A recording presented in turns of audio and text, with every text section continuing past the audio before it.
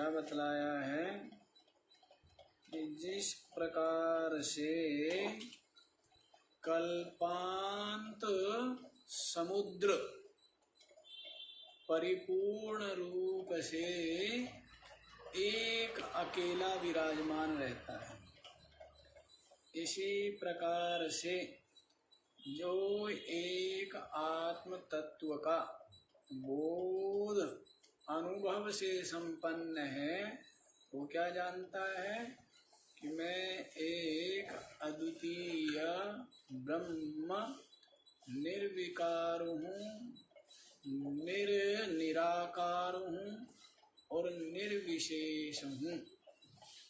ऐसा निश्चय करके भेदा कुतः, तो उसके लिए भेद नहीं है, और ये भेद ही भय, अशांति और दुख का कारण है।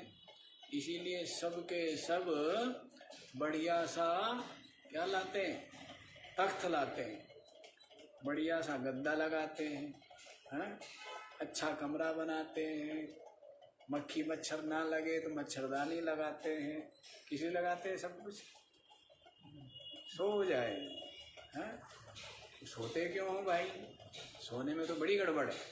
एक तो संसार नहीं होता है, जब आप सो जाते हो ना तो वहाँ पर आपका धन होता, ना परिवार होता है, ना मकान दुकान होती, कुछ नहीं होता है। लेकिन सोते हैं ना, तो सो करके क्या आता है, आनंद आता है, नहीं आता है, सुख का अनुभव होता है, सब दुख मिट जाते हैं, तो सब सुसुप्ति में जाना चाहते हैं। तो संसार का सत्यानाश हो जाता है ना सुसुप्ति में, तब जाकर क्या मिलती है, शांति मिलती है।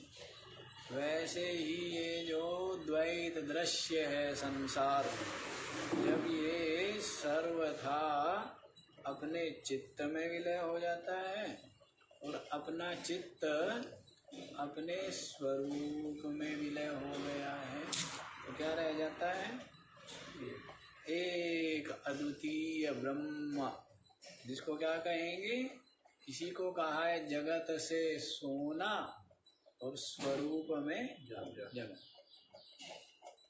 जगत से सो गए हैं और स्वरूप में जग गए। तीन तो जानते हो ना आप करना, क्या क्या करना जानते हो, जागृत जगत में है रहना आप जानते हो, स्वप्न का भी अनुभव आपने अनेकों बार किया हुआ है, सुषुप्ति का सुख ये तो रोज अनुभव करते ही है ना।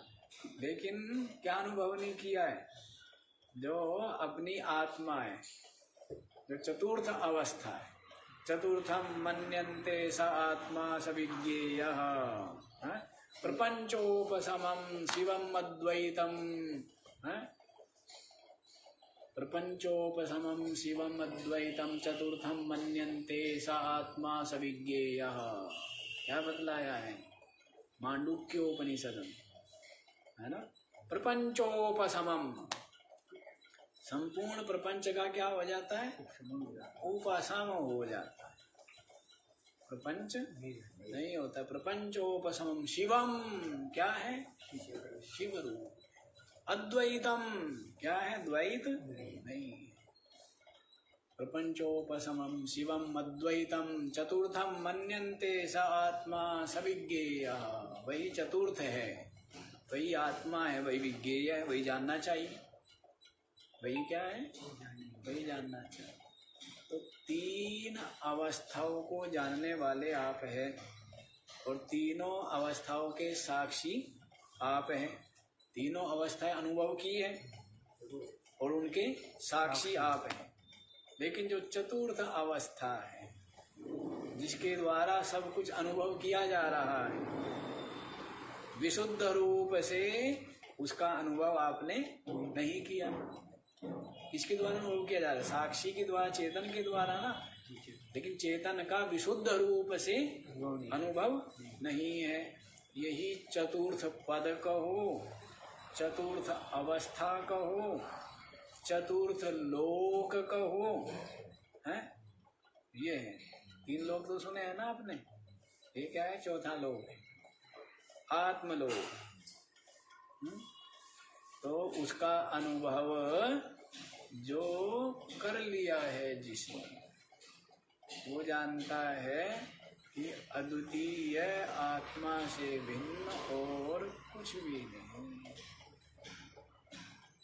इस प्रकार से आनंद का अनुभव होता है जब संसार का, द्वैत का, दृश्य का क्या हो जाता है? सर्वनाश हो जाता है। क्या होता है? सर्वनाश। इसलिए द्वैत दृश्य कितना होना चाहिए? काम चलाऊ होना चाहिए।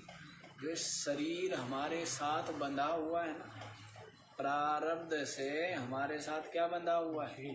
इस शरीर बांध दिया है। अब इस शरीर को क्या चाहिए? भोजन, वस्त्र, आवास चाहिए, है ना? तो ये तो लिए लिए घूमना पड़ेगा ना। कब तक खींचना पड़ेगा? जब तक ये प्रारब्ध का इसमें चाबी भरी हुई है, तब तक ये शरीर का बोझा खींचना पड़ेगा। ये प्रारब्ध से हमारे साथ जुड़ा हुआ है, तो इसको खींचो। लेकिन इस बात को समझते हुए, इस बात को समझते हुए मैं तो अद्वितीय ब्रह्म हूँ, चेतन। तो संसार में तो शरीर के गुजारे के लिए बात है ना, तो ज्यादा नहीं करना चाहिए। बाकी तो सिमटना और समेटना ही है। बाकी संसार में सिमट करके रहना चाहिए, अपने मन को समेट करके रखे, जिससे कहाँ सिमट जाइए? संसार से सिमटेगा तो अपने स्वरूप में जाएगा, पहुंचेगा। अब फैला कहाँ है? संसार में। तो स्वरूप में जा पाएगा क्या? तो संसार में फैला हुआ है तो वो स्वरूप में नहीं जा पाएगा। ये बात समझ आ गई है? ये बतला दिया था। फिर जिस प्रकार से अंधकार प्रकाश के होने से अंधकार क्या हो जाता है? विलीन हो जाता है, जो कि भ्रांति का कारण है। विविध भय, भ्रांति, क्लेश, अशांति का हेतु क्या है? अंधकार है। तो ये अंधकार प्रकाश के द्वारा क्या हो जाता है? दूर हो। यहाँ पर अंधकार क्या है? अज्ञान ही अंधकार है। अपने स्वरूप को न जानना, यही क्या है? यही अंधकार है। और प्रकाश क्या है? इस आत्मज्ञान के द्वारा अज्ञान आवरण का भंग कर देना। अज्ञान आवरण भंग हो जाए तो स्वयं ज्योति, स्वयं प्रकाश, सच्चिदानंद प्रकट ही प्रकट है। क्या है? चमक रहा है, और उसकी चमक से ही सब कुछ चमक रहा है।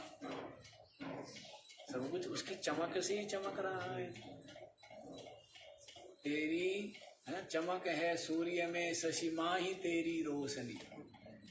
तुझसे ही सब कुछ भासता, जो दृष्ट है अदृष्ट है श्रेष्ठ से भी श्रेष्ठ तू पर चाह करके भ्रष्ट है। सूर्य ने प्रकाशित कर रहा है पृथ्वी को, लेकिन सूर्य नहीं जानता है। कौन जानता है? सूर्य के प्रकाश से चंद्रमा, पृथ्वी, पेड़ पौधे, नदी, ये सब क्या है? प्रकाशित है। लेकिन इस बात को सूर्य कौन जानता है? मैं जानता हूँ। और सूर्य प्रकाश रूप है, इस बात को भी किसने प्रकाशित किया? नहीं। इस बात को कौन जानता है? सूर्य प्रकाश रूप है, चंद्रमा प्रकाश रूप नहीं है, पृथ्वी भी प्रकाश रूप नहीं है। इस बात को किसने प्रकाशित किया है? तो सूर्य के प्रकाश को भी प्रकाशित करने वाला कौन? सूर्य के चांदने को है कौन जानता है? सूर्य तो नहीं जानता है। सूर्य की गर्मी को, सूर्य की तीव्रता को, मंदता को सूर्य नहीं जानता है। कौन जानता है? क्योंकि मैं ही तो चेतन हूँ और मुझ चेतन से भिन्न सारा का सारा क्या है? सब जड़ ही है। सब क्या है? सब जड़, दृश्य, अनात्मा, सब के सब प्रकाश्य है। प्रकाशक तो मैं हूँ, प्रकाशक कौन है? मैं हूँ। तो ये बतला दिया था।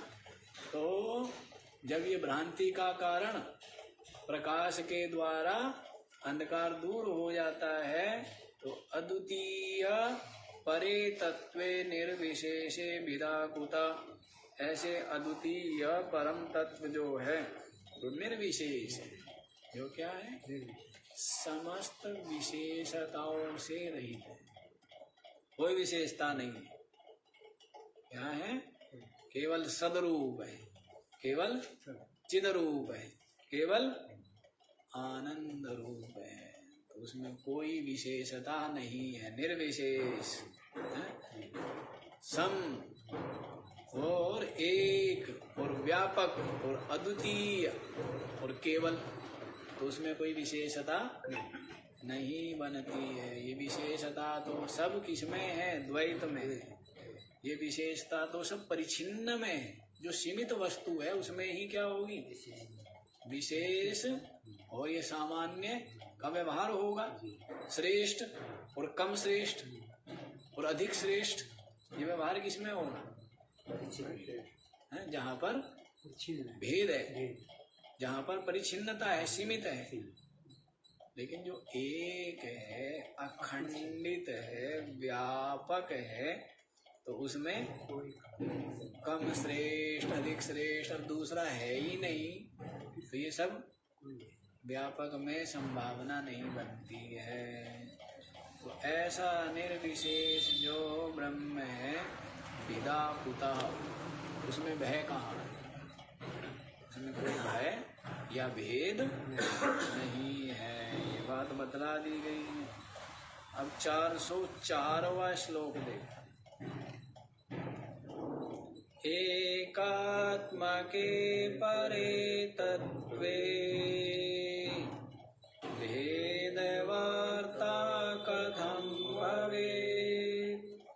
सुषुप्तौ सुखमात्रायां भेदः केनावलोकितः? एकात्मके परे तत्वे भेदवार्ता कथं भवेत्? सुषुप्तौ सुखमात्रायां भेदः केन अवलोकितः? एकात्मा के परे तत्व जो क्या है? एक। क्या है? एको देवः सर्वभूतेषु गूढ़ः सर्वव्यापी सर्वभूतान्तरात्मा कर्माध्यक्षः सर्वभूताधिवासः साक्षी चेता केवलः निर्गुणः।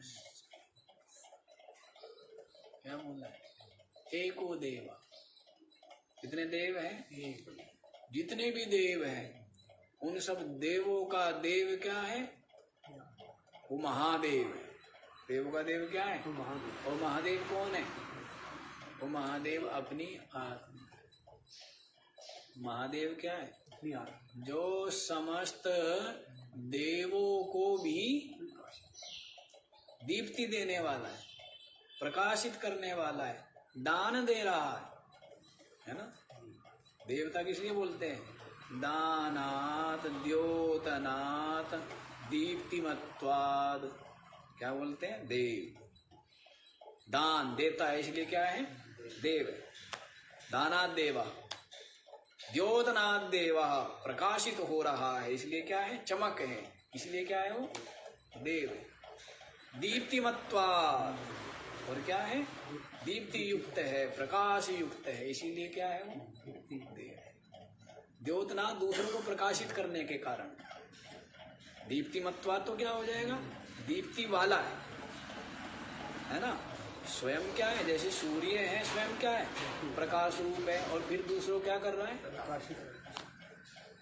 तो दीप्तिमत्वाद तो क्या हो गया, प्रकाश रूप है, दीप्ति रूप, और द्योतना दूसरों को क्या कर रहा है, प्रकाशित।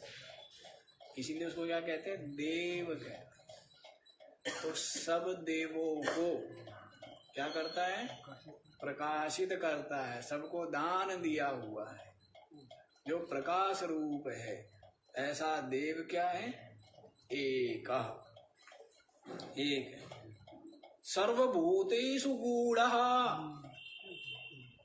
समस्त भूतों के हृदय रूपी जो कंदरा है, उस कंदरा में गूढ़ है, छिपा हुआ है। समस्त भूतों के हृदय में क्या है, छिपा हुआ है, छिपा हुआ है। सर्वभूतेषु गूढ़, सर्वव्यापी। अच्छा महाराज, केवल भूतों के हृदय में है, सब जगह तो नहीं हुआ, कहते हैं नहीं, सर्वव्यापी है? देश काल वस्तु के द्वारा अपरिचिन्न है, इनके द्वारा परिच्छेद को प्राप्त नहीं किया।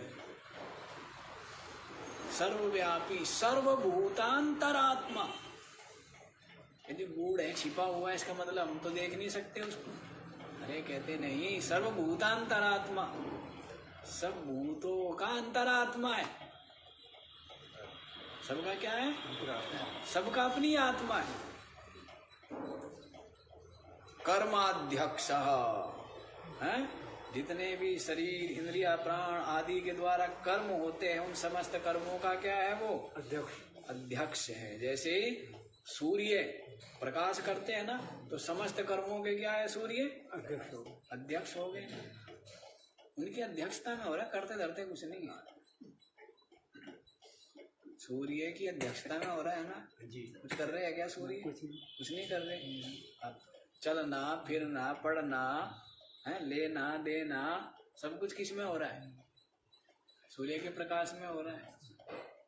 तो वो ऐसे ही अपनी आत्मा भी क्या है, अपनी आत्मा जो सत रूप है, सत्ता रूप है, उसकी विद्यमानता में ही बुद्धि इंद्रिया प्राण शरीर आदि की समस्त चेष्टाएं हो रही है। इसलिए कर्माध्यक्ष, फिर क्या बोला है, कर्माध्यक्ष सर्वभूताधिवास, और समस्त भूतों के अंतस में विराजमान है। आइए महाराज पधारिए, यहाँ जाएंगे,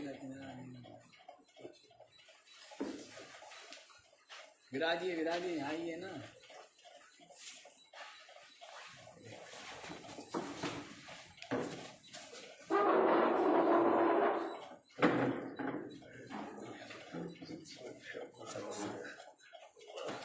देखो भाई महाराज जी ने दर्शन दिए है ना, हैं?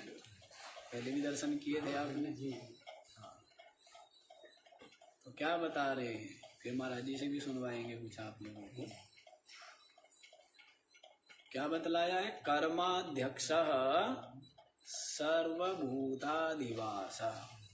क्या है, समस्त भूतों के अंतः में क्या है, उसका वास है, क्या है, समाया हुआ है, विराजमान है। साक्षी किस रूप से महाराज, कर्म के द्वारा, कर्म फल के द्वारा संश्लिष्ट नहीं होता क्या, वो है, चिपकते नहीं क्या, कीचड़ नहीं लगता क्या उसको, कहते नहीं, साक्षी, क्या है वो, साक्षी रूप से विराजमान। उसमें ये कर्म, कर्म फल या उपाधियों के गुण धर्म, इनका प्रवेश नहीं होता है। इन सब से सदा ही निर्लेप रहता है। सदा ही क्या रहता है? असंग रहता है। ये तो भ्रांति है कि इनके साथ, उपाधियों के साथ तादात्म्य कर लेता है और फिर कहता है मैं चंचल हूँ, मैं करता हूँ, मैं भोगता हूँ, मैं सुखी हूँ, मैं दुखी हूँ। हाँ, कोई सुखी है, इस बात को हम जानते हैं कि आज मन जो है बहुत प्रसन्न है, इस बात को आप जान रहे नहीं जान रहे। आज मन उदास है, इस बात को आप जान रहे नहीं जान रहे। आज शरीर में बुखार है, इस बात को आप जानते नहीं जान रहे।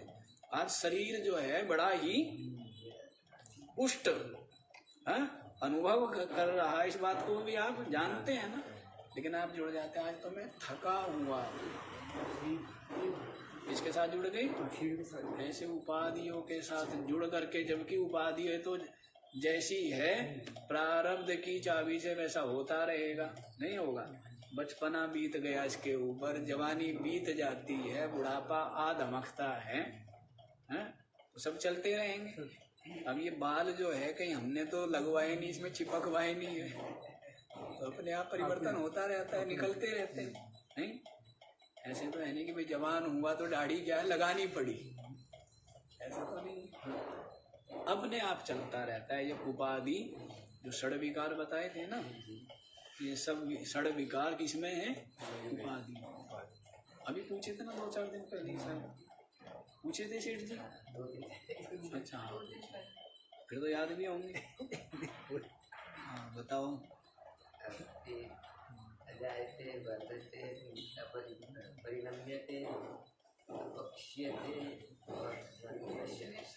हाँ जी, आप बताएंगे क्या? हाँ,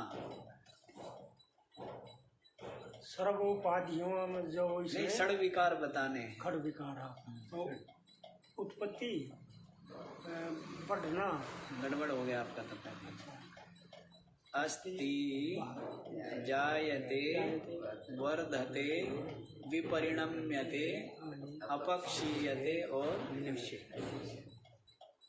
अस्ति माने है, जैसे बीज में वृक्ष है पहले, फिर उसको क्या कर दिया? भूमि में रोप दिया, तो फिर जायते, क्या हो गया? उसका जन्म हो गया ना। फिर क्या होता है? धीरे धीरे पानी देते रहो, सुरक्षा करते रहो, तो क्या होगा? वर्धते, बढ़ेगा। फिर विपरिणम्यते, फिर उसमें क्या होगा? परिवर्तन होगा। पहले फूल नहीं थे, फल नहीं थे, है ना? फूल और फल नहीं थे, लेकिन अब क्या हुआ? फूल और फल भी आ गए। ये क्या हुआ? परिणाम हो गया ना, विपरिणम्यते। और फिर धीरे धीरे अपक्षीयते, धीरे धीरे क्या होता है?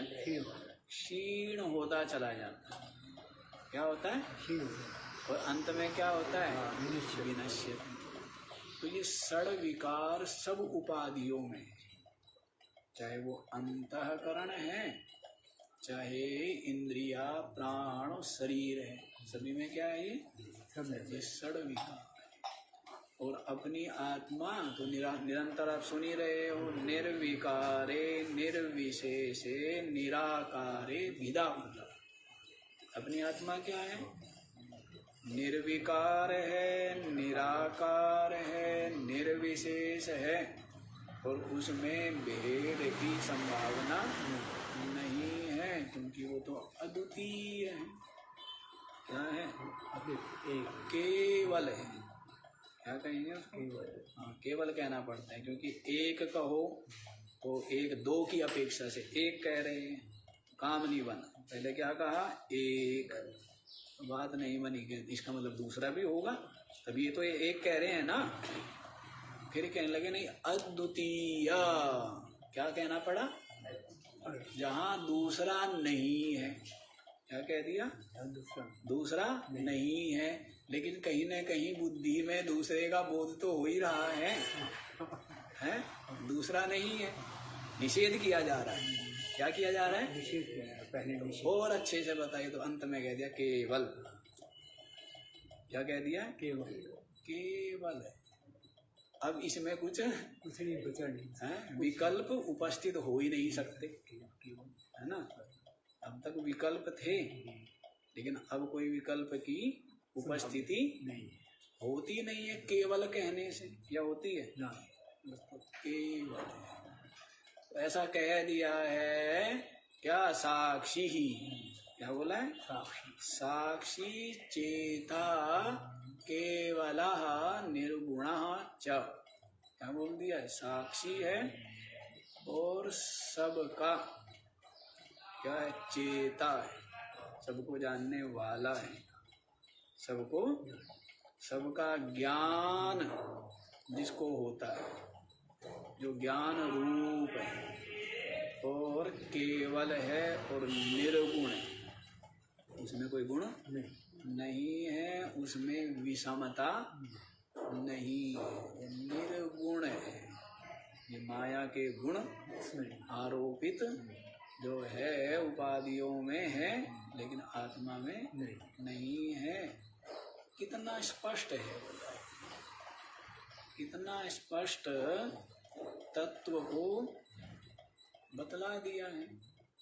ये तो ऐसा ही है कि जैसे अंधा व्यक्ति को भी पकड़ में आ जाए, जब हाथ में पकड़ा दिया उसके कि ले भाई ये है आंवला, तो उसको दूर जाना ही नहीं है।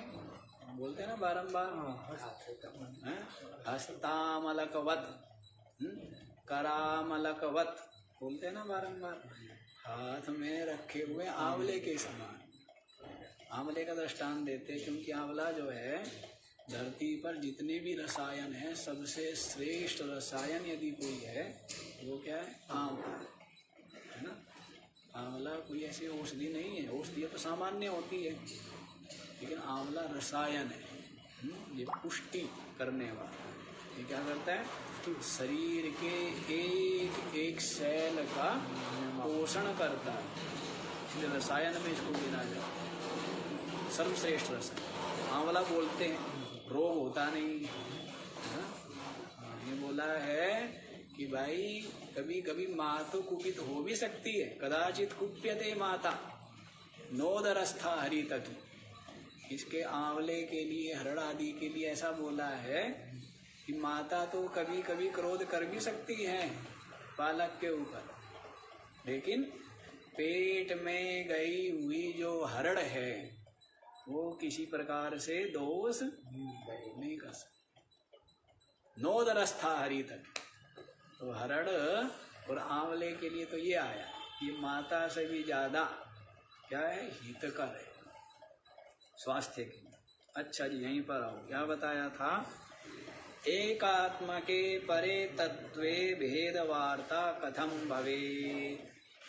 जो एक अद्वितीय परम तत्व है उसमें भेद वार्ता कथम भवेत्।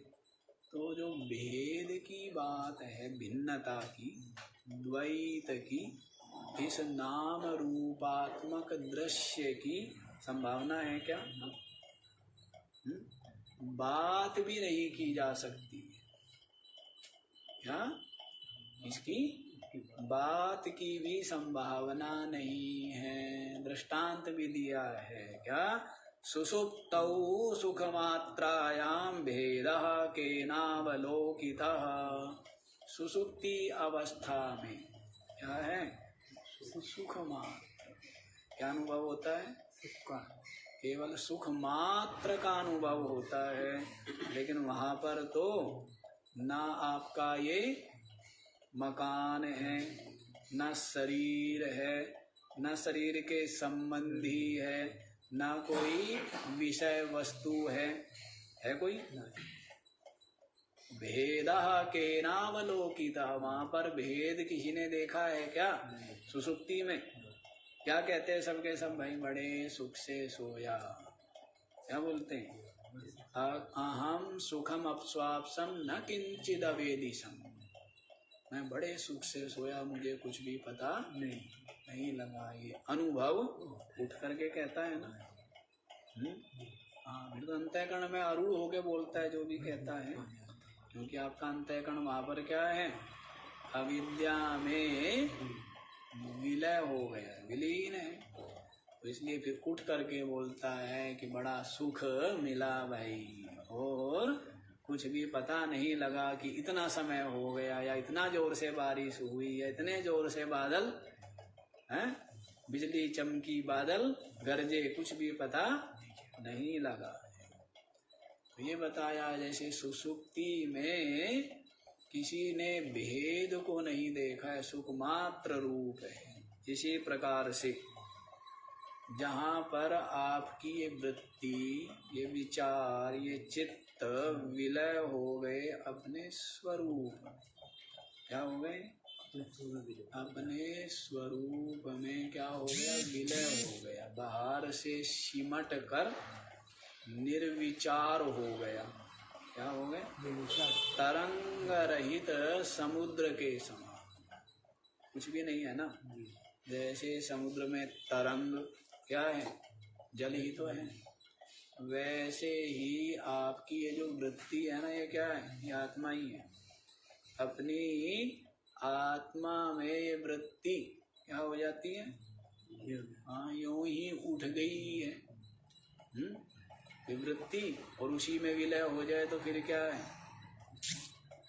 समुद्र में तरंग है, तरंग होते हुए भी समुद्र है, तरंग से पहले भी समुद्र था, तो तरंग विलय हो गई तब भी क्या है, समुद्र ही है।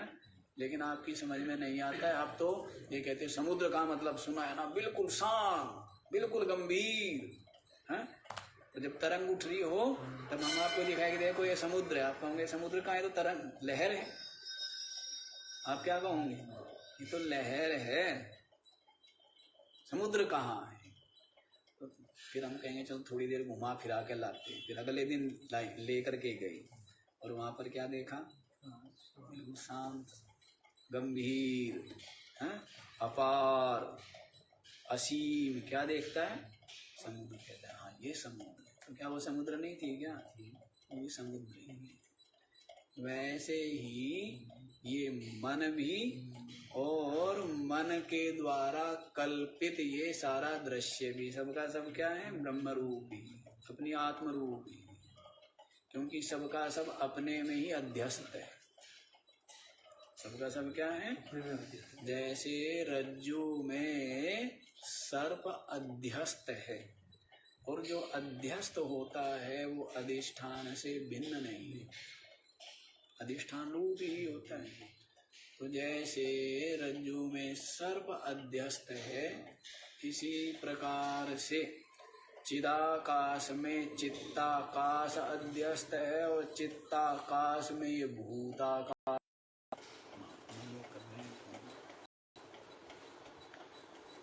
तो चिदाकाश में, चित्ताकाश क्या है, कल्पित है, और चित्ताकाश में भूताकाश क्या है, कल्पित है ना। तो सब के सब अध्यस्त है, एक अधिष्ठान जो तत्व है वही विराजमान है।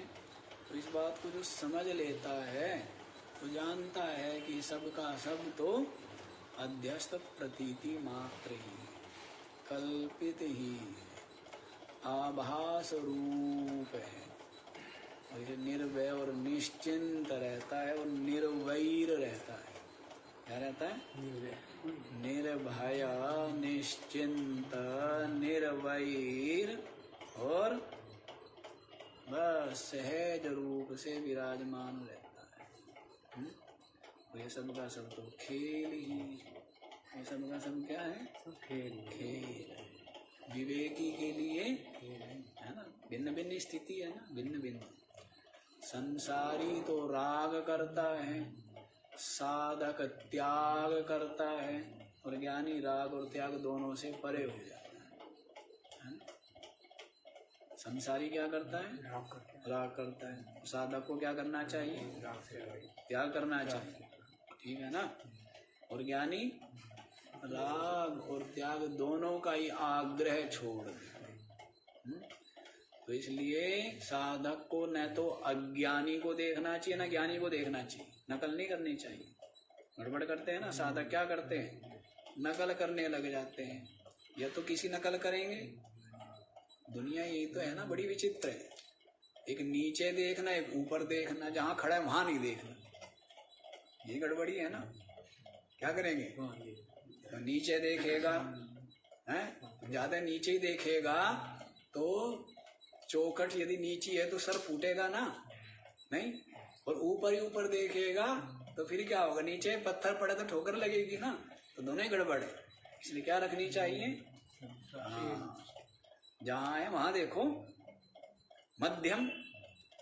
तो गड़बड़ करता है, या तो ऊपर देखेगा तो दुखी हो जाएगा, नीचे देखेगा तो सुखी हो जाएगा, है? सुखी मानता है, होता होता तो कुछ भी नहीं। साधक को क्या करना है, अज्ञानी को भी नहीं देखना चाहिए कभी भी, ना तो अज्ञानी के साथ में संबंध बढ़ाना चाहिए, मित्रता करनी चाहिए। ज्ञानियों से भी थोड़ा थोड़ा सा हल्की सी क्या रखनी चाहिए, हल्की सी दूरी रखें, हैं? उनके उपदेश तो लें, लेकिन उनकी देखा देखी वैसी ना रहने लग जाए, हैं? हाँ, उसके लिए तो जरूरी है कि समय पर उठना, स्नान आदि करना, नियम से संध्या वंदन जप आदि करना, उसके लिए जरूरी है। बिना देखे ज्ञानी की नकल करने लग जाए, हैं? बड़ी गड़बड़ होती है साधकों के साथ, यही तो समस्या है। हम संसारियों को देखते हैं ना, साधकों को, या तो रहेंगे पूर्ण अज्ञानी या अगले ही दिन मिलेंगे पूर्ण ज्ञानी, वो बीच वाली वो नहीं जीते, साधक नहीं बनते।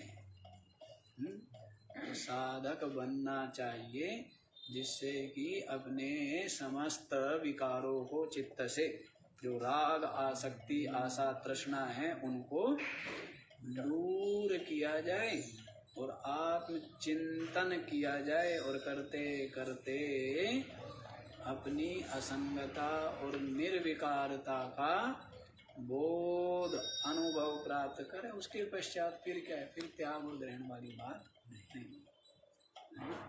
ये गड़बड़ हो जाती है साधकों से। तो साधक पहले साधक बन जाए तो ज्ञानी तो हो ही जाएगा, इसमें तो कोई संभावना, इसमें तो कोई ये नहीं है कि ऐसा नहीं है, होगा ही होगा। जो साधन संपन्न है उसको बोध नहीं होगा क्या, ये तो हो ही नहीं सकता, है ना। क्योंकि बोला है ना, वैराग्य का फल बोध है, वैराग्यस्य फलम बोधो बोधश्चोपरति फलम, आया ना, इसमें ही आएगा शायद विवेक चूड़ामणि में ही।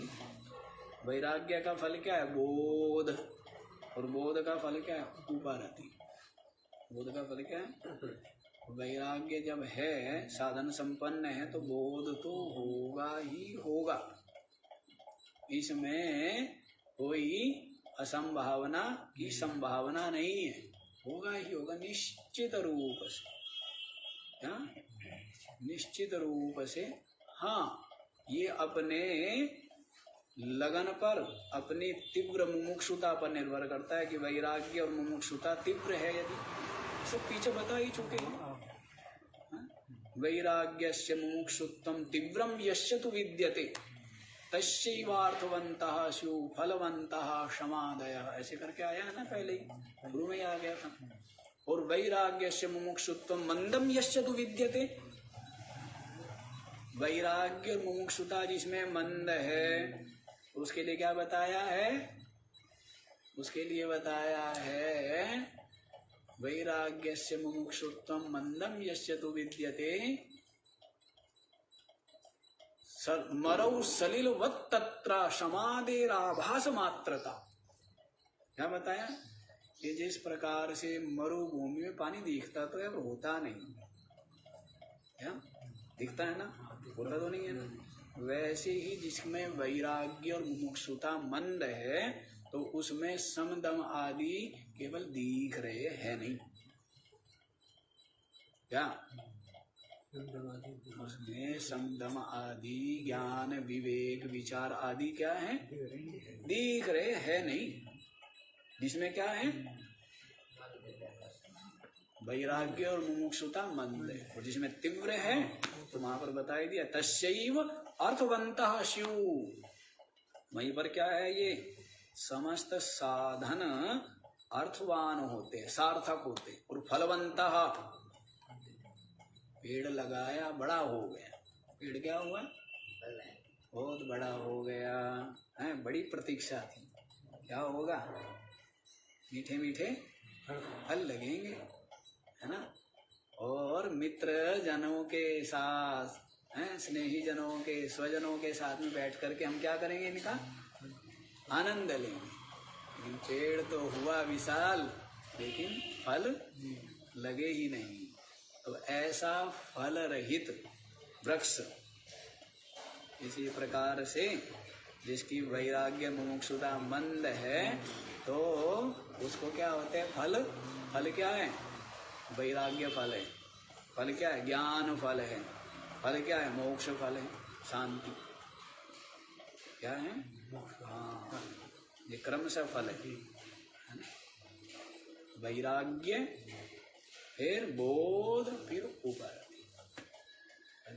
वैराग्य होगा, फिर बोध हो जाएगा, संशय रहित निरंतर अपनी साक्षी बना, अपनी असंगता, अपनी निर्विकारिता का, अपनी चिद रूपता का, चिन्ह मात्रता का बोध अनुभव हो करके फिर ऊपर आती, सबसे क्या हो गया, उपराम ही उपराम है, ना कर्म ना कर्म फल, किसी के साथ में कोई संबंध नहीं है, जो है सो अपनी जगह है, ना किसी को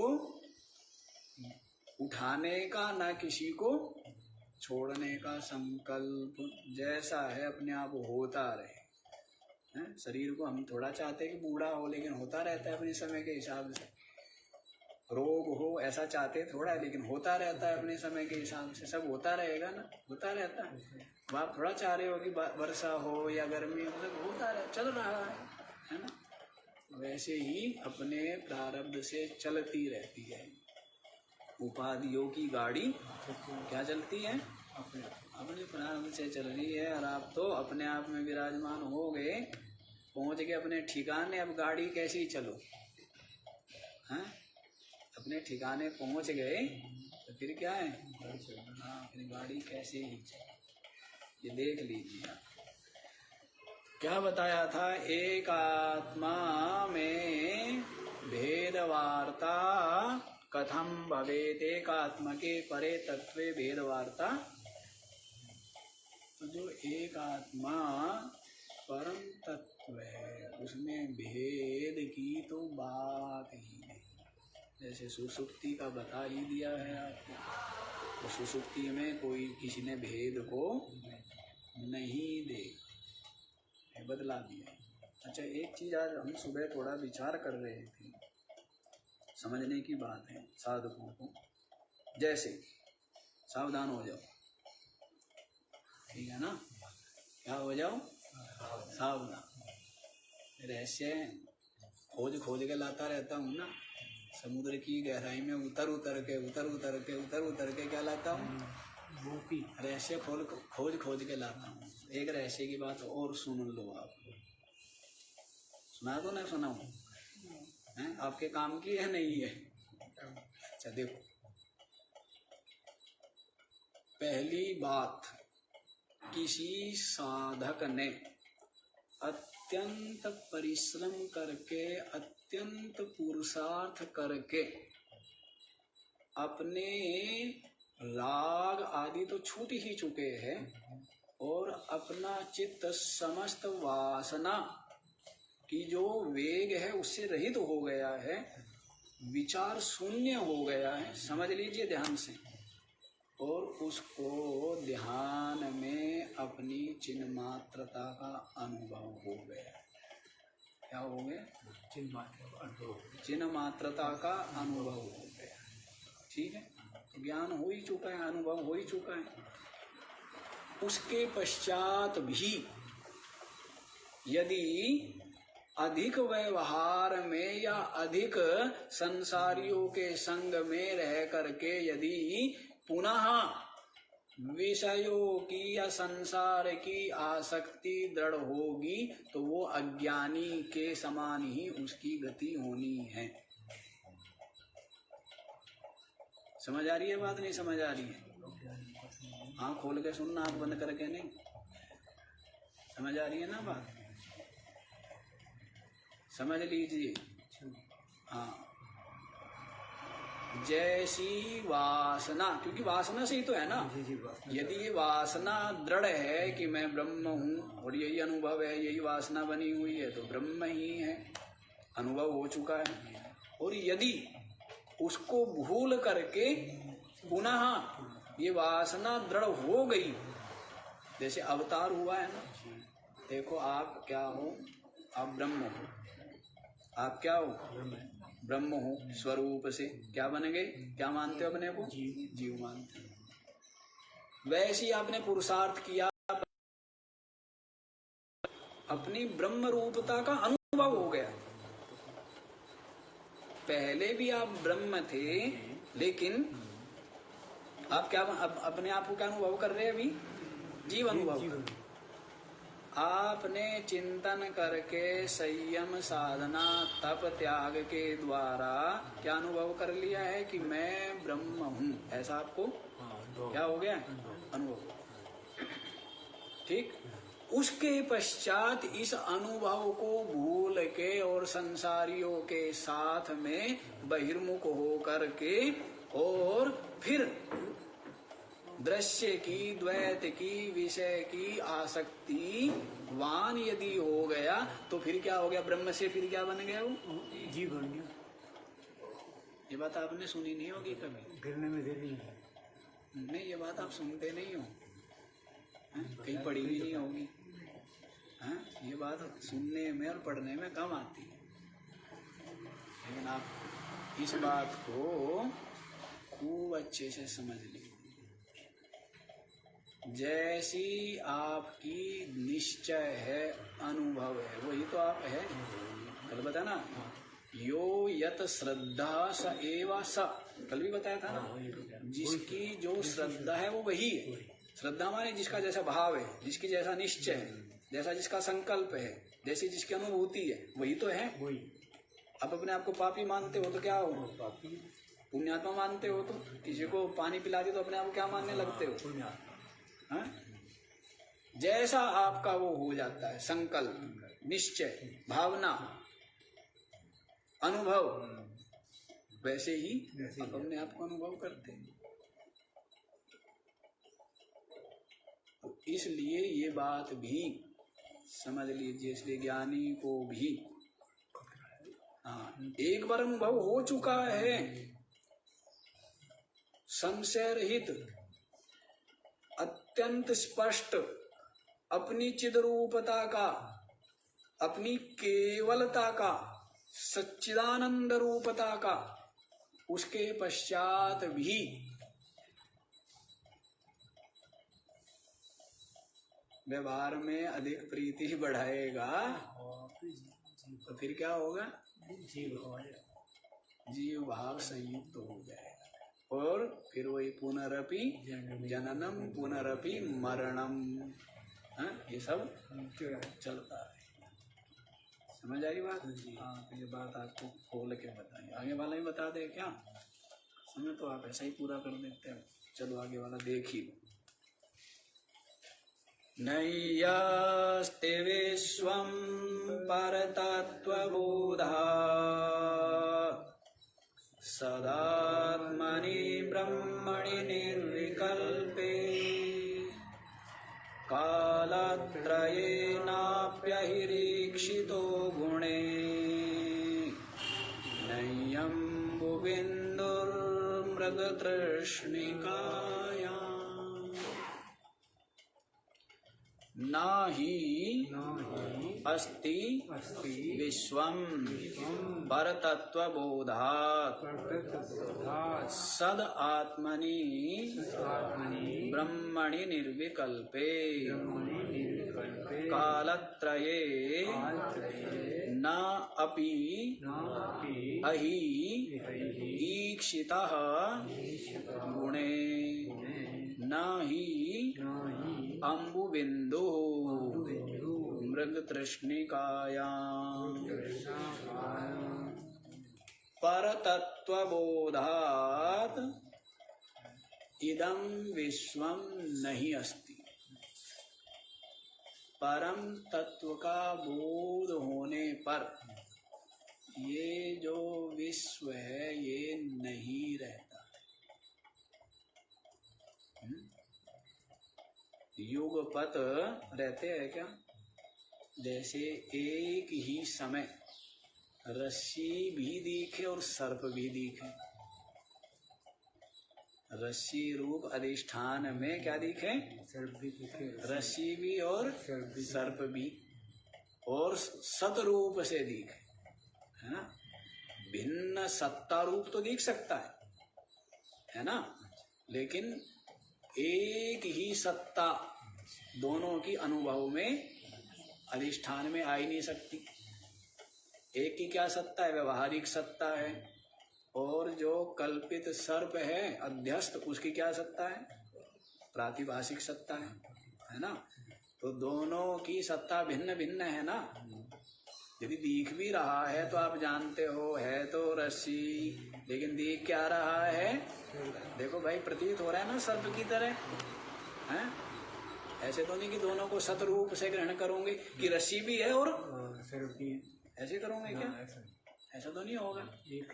हाँ, कहेंगे रस्सी सत है और सब वो सर्प मिथ्या है। मिथ्या प्रतीति, प्रतीति जरूर कहेंगे आप, प्रतीत हो रहा है, लेकिन क्या हो रहा है? और वो क्या है? रस्सी क्या है? वो सत प्रतीति है। तो अधिष्ठान और अध्यस्त, वैसे ही ये जो संपूर्ण विश्व है अपनी आत्मा में अध्यस्त है। अपनी आत्म रूप अधिष्ठान में ये जो विश्व है क्या है? अध्यस्त है, प्रतीति मात्र है। अपनी आत्मा की सदरूपता का बोध जिसको हो गया, उसके लिए ये विश्व क्या है? मिथ्या प्रतीति मात्र है। लेकिन क्या है? मिथ्या प्रतीति मात्र। जैसे एक व्यक्ति कभी गया नहीं है रेगिस्तान में, और एक वहीं पर रहता है। तो सूर्य देव उदित हुए और जो रेत के धोरे हैं ना, टिब्बे, उन पर क्या दिखता है? उन पर खड़े होकर के दिखता है कि जल भरा हुआ। दोनों गए, एक व्यक्ति जो वहीं पर रहता है और एक जो बेचारा पहली बार गया। अब दोनों को क्या दिख रहा है? जल दिखता है, दोनों को दिखता है। लेकिन जो वहीं पर रहता है वो जानता है कि केवल दिख रहा है नहीं। जो गया है, जो वहीं पर है, उसको क्या दिख रहा है? जल दिखेगा नहीं दिखेगा? दिखेगा ना। लेकिन वो क्या जानता है? जल दिख रहा है, प्रतीत हो रहा है, लेकिन वास्तव में नहीं। और जो नया गया है वो क्या कहेगा? देख भाई, तुम कहते हो रेगिस्तान में पानी की कमी है, यहाँ तो जहाँ देखो चारों तरफ नजर दौड़ाओ, क्या है? जल के ही सरोवर भरे पड़े हैं यहाँ तो। तुम कितने भाग्यशाली हो, चलो स्नान आदि कराते हैं। तो वो उसको क्या देखता है? वो उसको सत मानता है। उसको क्या करता है? वो सत मानता है। दोनों के अनुभव में ये अंतर, प्रतीति समान है, लेकिन एक को सत्य रूप से प्रतीत हो रहा है और एक को मिथ्या रूप से प्रतीत हो रहा है। वैसे ही अज्ञानी को ये जगत क्या होता है? सत्य रूप से प्रतीत होता है, सार रूप से प्रतीत होता है। इसीलिए इसमें प्रीति राग करता है। ज्ञानी को भी प्रतीत हो रहा है क्या? ज्ञानी को भी बाधितानुवृत्ति से कहे, प्रारब्ध वेग से कहीं, है? तो ज्ञानी को भी क्या हो रहा है? ये प्रतीत हो रहा है, लेकिन वो जानता है क्या? प्रतीति मात्र है, मिथ्या है, आभास मात्र है, वास्तव में नहीं है। और इसीलिए वो इसके द्वारा कोई प्रयोजन सिद्ध करना नहीं चाहता कि मैं बहुत प्रतिष्ठित हो जाऊं, मैं बहुत प्रशंसित हो जाऊं, मैं बहुत बड़े पद को पदाभिषिक्त हो जाऊं। इस प्रकार की लालसा विवेकी के चित्त में नहीं है। अज्ञानी के चित्त में है क्योंकि उसको सत्य मानता है, महत्वपूर्ण मानता है, लालसा करता है। और ज्ञानी सब तमाशा देखता है। हाँ भाई मौज है, क्या है कि कभी कभी क्या आ रही है, प्रारब्ध से खीर आ रही है। चौकी पर बैठा करके है, क्या किया गया, तिलक लगाया गया, माला पहनाई गई, आरती उतारी गई, और उसके बाद क्या आई, हाँ? उसके बाद चांदी के पात्र में क्या आई, खीर आई। ज्ञानी क्या है, ये सब तमाशा देखता है। क्या है, शरीर के प्रारब्ध के तमाशे को देख रहा है कि देखो शरीर का प्रारब्ध। और फिर क्या हुआ, अच्छा बाबा जी बहुत दिन हो गए, अब हैं, अपनी गुदड़ी उठाओ और चलो अपने रास्ते। चल पड़े बाबा जी, चल पड़े। तो वो भी तमाशा देख रहे हैं कि पैरों में कीचड़ लगी हुई है, शरीर पर मक्खियां भिनक रही हैं, और कोई भी अपनी ओर ध्यान नहीं दे रहा है शरीर की तरफ। तो उसका तमाशा भी देख रहे हैं। सब तमाशे तो देखने हैं। सारे तमाशे को देख करके होता है ना, क्या संसारी जो है, संसार वाही बैल सम दिन रात बोझा ढोए है। और ज्ञानी तमाशा देखता सुख से जगे है सोए। संसारी लोग बोझ से मरे जा रहे। ये करना है जी, ये करना पड़ेगा जी, नहीं तो ये हो जाएगा जी, मर जाएंगे जी, बिगड़ जाएगा जी, नाश हो जाएगा जी। तो संसारी क्या बेचारे, चैन नहीं, हर समय दौड़ना। हर समय क्या है, हर समय निरंतर चंचलता, विक्षेप बने रहते, चित्त में भी और इंद्रियों में भी और शरीर में भी निरंतर क्या बनी रहती है, चपलता बनी रहती है ना। और जो ज्ञानी है वो क्या है, तमाशा देखता है। क्या देख रहा है, सब तमाशे देख रहा है। सब तमाशा है, शरीर के भी तमाशे को, इंद्रिया प्राण अंतःकरण के भी तमाशे को। और ये बाहर दिख रहा है ये जो दृश्य, इसके भी सब तमाशे को देखने वाला जो है उसी को तो साक्षी कहते हैं। वही क्या है, सो साक्षी क्या है, वो मैं क्या है, सर्व साक्षी, सर्वाधिष्ठान सर्व साक्षी मैं हूँ। ऐसा निरंतर ज्ञान का दीप उसके हृदय में प्रज्वलित रहता है। अंधेरा नहीं होता कभी भी। अंधेरा होता है क्या, जैसे अज्ञानी के हृदय में निरंतर क्या रहता है, घन घोर अंधेरा। क्या रहता है, लोभ का, मोह का, स्वार्थ का, कपट का, राग द्वेष, काम क्रोध आदि का क्या बना रहता है, निरंतर घन घोर अंधेरा। तमस ही तमस, दिखता कुछ नहीं। और ज्ञानी के हृदय में क्या जलता है, ज्ञान दीप प्रज्वलित रहता है निरंतर, खाते चलते बैठे उठे और सहजता से। शुरू में प्रयत्न पूर्वक और बाद में सहजता। जैसे बीज रोपा है तो जब वो पौधा होता है ना तो उसकी सुरक्षा करनी पड़ती है। क्या करनी पड़ती है, जब वो कोमल अंकुर फूटे तब तक उसकी क्या करनी पड़ेगी, और फिर सुरक्षा कर, उसके लिए पहले बाड़ लगाएंगे, पानी देंगे, बड़ी रक्षा करेंगे, और फिर क्या हो गया, वो वृक्ष हो गया। अब क्या है, पानी देते हैं क्या उसको, इतने विशाल विशाल वट वृक्ष है, पीपल वृक्ष है, पानी देते हैं लोग, पानी नहीं देते हैं वर्षों वर्ष। और उसकी कोई बाढ़ की हुई है क्या, सुरक्षा कर रही है क्या, नहीं। तो ज्ञानी के हृदय में पहले तो प्रयत्न से, चिंतन का कहो, विचार का कहो, ज्ञान का कहो, दीप जलता है पहले। और यूं करते करते करते करते जब पक्का हो जाता है उसके पश्चात सहज रूप, स्वाभाविक रूप से, स्वतः ही निरंतर क्या होता है, ज्ञान दीप प्रज्वलित रहता है। तो वहां पर संशय, भ्रम, विक्षेप, अशांति इनकी संभावना है क्या? नहीं, इनकी कोई संभावना नहीं, कदापि नहीं, कभी भी नहीं। इसलिए आनंद ही आनंद। अच्छा ध्यान देखो ना क्या बताया था। पर तत्वबोधात् इदं विश्वम नहीं अस्ति।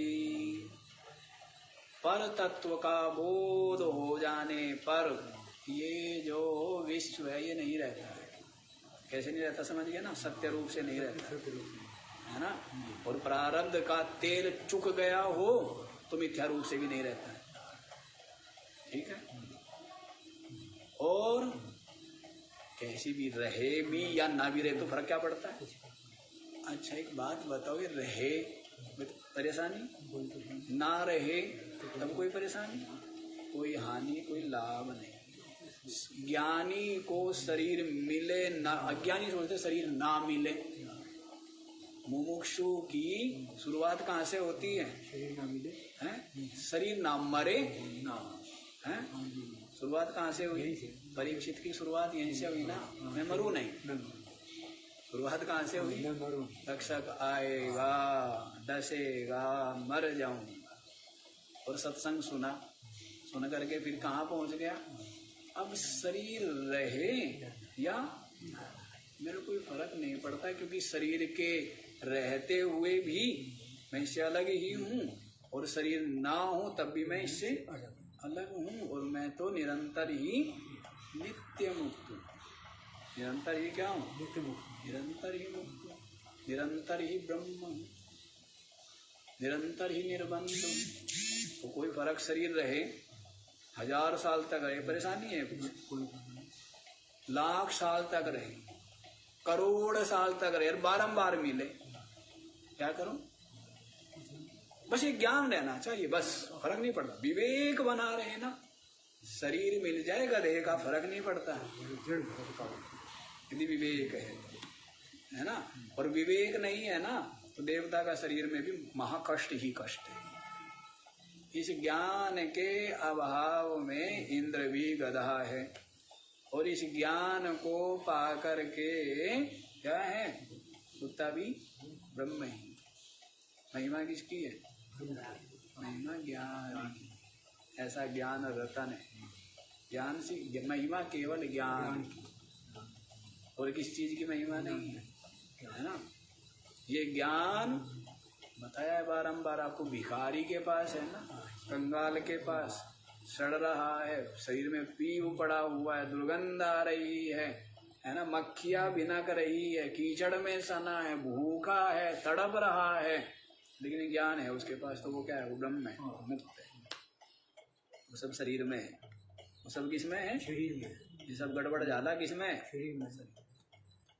और एक राजा है ना, स्वर्ण के सिंहासन पर विराजमान, सुंदर वस्त्र, सुंदर भोजन, आनंदी आनंद, पंखा, चवर, इत्र सुगंधित, जय जयकार, मालाएं हैं।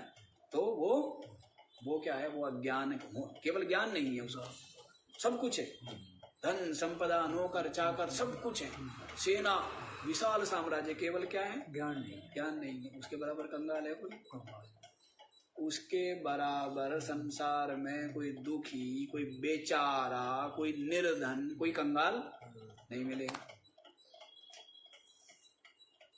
वो है ना कि और तो लोग दुखी अपने दुख मैं भुगतो जग क्लेश अपारा। राजा कहता है ना, शुभ संतति नाम का है ना, वो कहता है शायद भरचू का वो है।